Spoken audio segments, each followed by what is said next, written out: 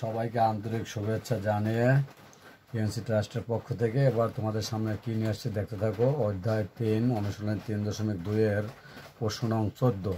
P minus Q equal to R হলে তবে দেখাও যে P cube minus Q cube minus R cube equal to 3 P Q R. এই হচ্ছে প্রশ্ন। দেখতে থাকো কীভাবে আমি সমাধান করেছি। দেওয়া আছে P minus Q equal to আর।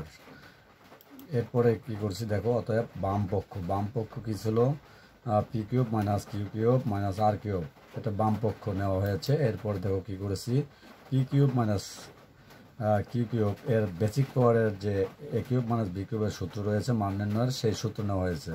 তাহলে সেই অনুসারে কি লেখা যায় এখানে, পি মাইনাস কিউ এর whole cube plus 3 P Q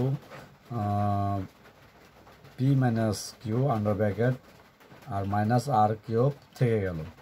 আশা করছি এখানে বুঝতে পেরেছ।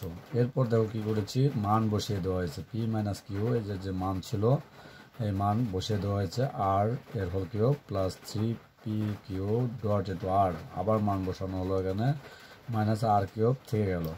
এরপর কি করা হয়েছে, এই ব্র্যাকেট ভেঙে দেওয়া হলো, আর কিউব প্লাস 3 পি কিউ আর মাইনাস আর কিউব কেটে যায়। তাহলে কী থাকে, ইকুয়াল টু থাকে 3পি কিউ আর। এই 3পি কিউ আর কিউ কিন্তু এসে গেছে, রাইট হ্যান্ড সাইড পেয়ে গেছি। সুতরাং দিয়ে কী লেখা যায়, সুতরাং বাম পক্ষ সমান ডান পক্ষ প্রমাণিত।